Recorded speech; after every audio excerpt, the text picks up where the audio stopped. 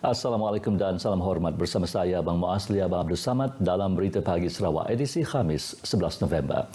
Sarawak mengumumkan peruntukan sekurang-kurangnya 24.7 juta ringgit setahun bagi 3 inisiatif beasiswa untuk membantu pelajar yang ingin melanjutkan pelajaran ke Universiti Teknologi Sarawak UTS.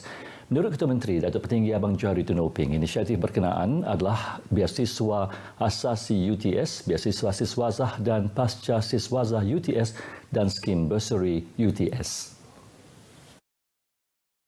Mengumumkan pewujudan 3 inisiatif itu di Sibu, Datuk Petinggi Abang Johari menjelaskan beasiswa asasi UTS adalah beasiswa berbentuk yuran pengajian berjumlah RM10,000 bagi setiap pelajar.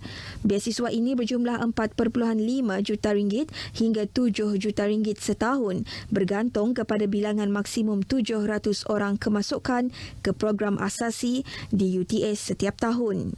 Beasiswa kedua yang diumumkan iaitu beasiswa siswazah dan pasca siswazah UTS pula menyasarkan untuk mengurangkan 50% yuran pengajian untuk semua program prasiswazah dan pasca siswazah. Berdasarkan unjuran 5 tahun, sumbangan beasiswa ini adalah sebanyak RM17.2 juta hingga RM27 juta setahun.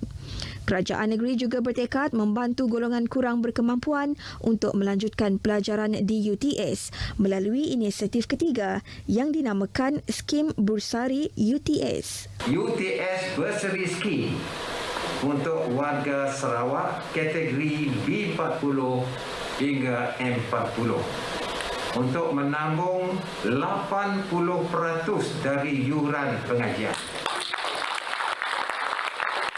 Ini menampung untuk 100 pelajar Bumi Putera dan 100 pelajar bukan Bumi Putera setahun.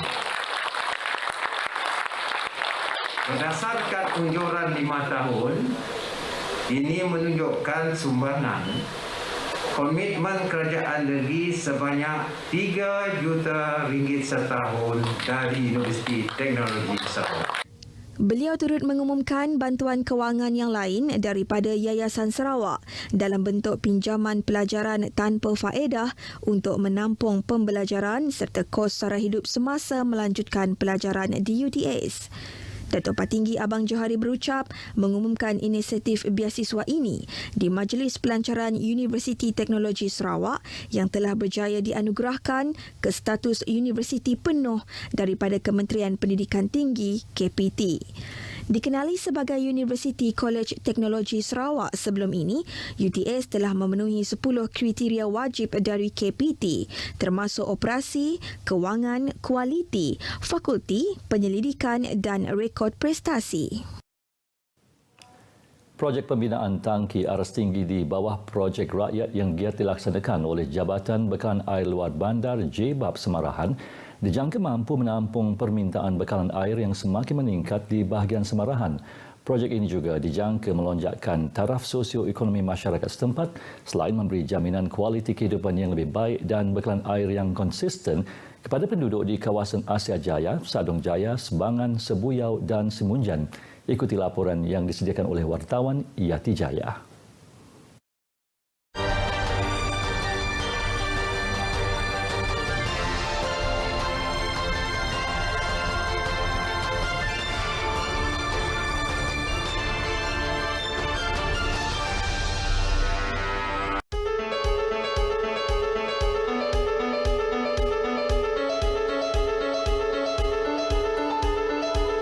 Projek pembinaan tangki aras tinggi itu yang membabitkan kos RM390 juta dijangka siap tahun hadapan. 3 daripada 10 projek berkenaan telah siap iaitu di kawasan Moyan Laut, Asajaya dan Tambirat yang melibatkan antara lain kerja-kerja pemasangan saluran paip dan naik taraf pam penggalak. Tangki berstruktur konkrit yang direka oleh jurutera perunding tempatan dengan berkapasiti 2 hingga 3 liter sehari itu mampu memanfaatkan lebih 12,000 penduduk di kawasan berkenaan. Kita memang berkehendak semua projek rakyat ini yang telah diaspirasikan oleh Ketua Menteri dapat siap dalam secepat mungkin tahun depan supaya dapat memberi faedah dan manfaat kepada semua penduduk di Samarahan, terutamanya di kawasan Sebangan, Sebuyau dan Semenjang. Tamida menambah projek itu akan memberi impak besar terutama kepada penduduk kampung yang mengalami masalah tekanan air rendah atau tiada akses bekalan air bersih terutama di kawasan Sebangan dan Sebuyau. Projek pembinaan tangki aras tinggi ini memberi impak yang besar khusus kepada penduduk luar bandar untuk menikmati bekalan air bersih berterusan selain menjadi pembangkit kepada pertumbuhan ekonomi penduduk kawasan sekitar. Yati Jaya, RTM.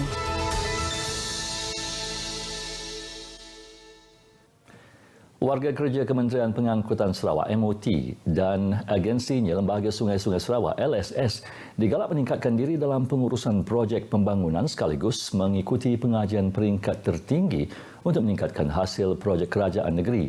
Menterinya Datuk Seri Lee Kim Shin memberitahu dengan pengetahuan yang luas dalam pengurusan projek yang berkesan, ia bukan sahaja dapat mempertingkat kualiti projek bahkan boleh menjimatkan kos dan masa.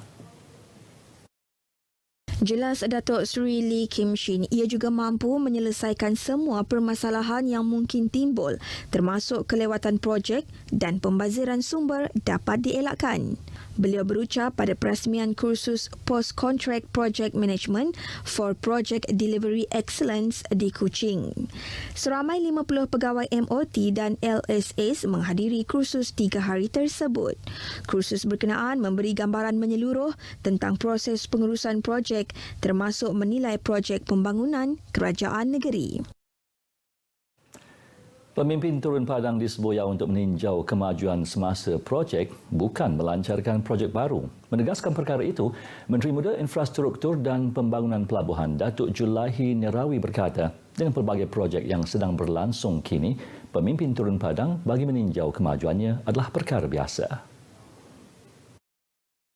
Oleh itu, Datuk Julaihi Nerawi berkata dakwaan mengatakan pelancaran projek gula-gula pilihan raya yang didakwa pihak tertentu di media sosial hanya mengelirukan rakyat. Lawatan yang amat berhormat baru-baru ini di tapak lapangan pembinaan benteng laut adalah untuk meninjau kemajuan terkini projek-projek yang telah bermula setahun yang lepas.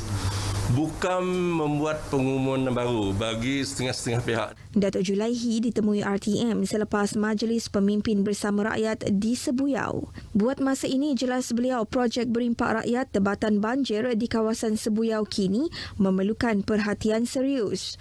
Tanpa projek itu, hakisan ombak akan terus memusnahkan tanaman dan menjejaskan kehidupan penduduk kampung di pesisir itu. Usaha kerajaan dalam menyelamatkan tebingan kampung itu akan disiarkan dalam satu laporan khas pada 16 hari bulan ini. Sebanyak 27 projek bekalan air berimpak tinggi dengan kos RM439 juta dilaksanakan bagi menambah baik infrastruktur dan sistem bekalan air di bahagian muka. Menteri Muda Utiliti Sarawak, Datuk Dr. Abdul Rahman Junadi berkata, projek itu dilaksanakan di bawah Kementerian Utiliti Sarawak dan Jabatan Bekalan Air Luar Bandar serta Kerajaan Persekutuan melalui Kementerian Luar Bandar Malaysia, KPLB. Jelas Datuk Dr. Abdul Rahman Junaidi bagi menampung permintaan bekalan air yang semakin meningkat di kawasan itu. Daripada 27 projek, 15 projek rakyat yang dibiayai kerajaan negeri dengan kos RM45 juta siap dilaksanakan.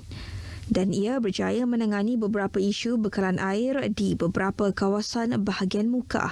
Manakala 12 projek di bawah KPLB iaitu 8 projek rakyat, 1 projek di bawah rancangan Malaysia ke-11, 1 dalam pembinaan dan 2 projek masih dalam peringkat perancangan dengan kos RM392 juta. Tambahnya, bagi menjamin kualiti bekalan air lebih baik dan berterusan di bahagian muka, JBAP akan memastikan projek-projek yang kini dalam peringkat pelaksanaan akan disiapkan dalam jangka masa yang ditetapkan. Beliau menyatakan demikian dalam kenyataan media selepas mengadakan lawatan ke projek bekalan air di bahagian muka bersama JBAP. Selamat 4,547 anggota tentera darat, kaki tangan Kementerian Pertahanan Sarawak serta keluarga di seluruh negeri menerima vaksin dos penggalak secara berperingkat bermula semalam. Kenyataan media daripada Markas Divisyen Pertama Infanteri Malaysia memaklumkan pemberian dos berkenaan melibatkan 5 pusat pemberian vaksin PPV termasuk di Kem Muara Tuang, Kem Oyasibu dan Kem Similajau. Fasa pertama program berkenaan yang dimulakan semalam dilaksanakan secara pandu lalu di semua PPV dan dijangka selesai pada Selasa minggu hadapan. Pemberian dos kepada barisan hadapan terutama tentera darat yang bertugas bersama-sama agensi-agensi kesihatan serta keselamatan amat diperlukan bagi anggota yang bertugas di Persempadanan Sarawak, Kalimantan Barat. Sebanyak 480 kes baharu COVID-19 dilaporkan di Sarawak semalam menjadikan jumlah kumulatif meningkat kepada 245,855 kes. Jawatankuasa Pengurusan Bencana Negeri JPBN dalam kenyataan media hariannya menyatakan daripada jumlah tersebut 471 kes merupakan kategori 1 dan 2 manakala 9 kes lagi pada kategori 3, 4 dan 5. Daerah Kuching merekodkan bilangan kes baharu tertinggi semalam iaitu 158 diikuti 86 di daerah Miri dan daerah Bintulu mencatat 28 kes. Dalam pada itu, sebanyak 12 kes kematian dilaporkan dengan tarikh kematian antara 3 Oktober lepas hingga Selasa lalu. Kesemua kes berumur antara 48 dan 90 tahun selain mempunyai latar belakang komorbid. JPBN memaklumkan tiada kluster baharu dilaporkan manakala 2 kluster ditamatkan iaitu kluster Sibuluh Nawang Bauk dan kluster DTI Bekenu Subis. Sementara itu, JPBN berkata tiada pengisytiharan, pelanjutan dan penamatan Perintah Kawalan Pergerakan diperketatkan di negeri ini semalam. Sekian Berita Pagi Sarawak edisi 11 November. Terus amal kawalan kendiri, lindung diri, lindung keluarga yang sahih di Berita RTM. Saya Abang Muasli, Abang Bersamat. Salam hormat. Assalamualaikum.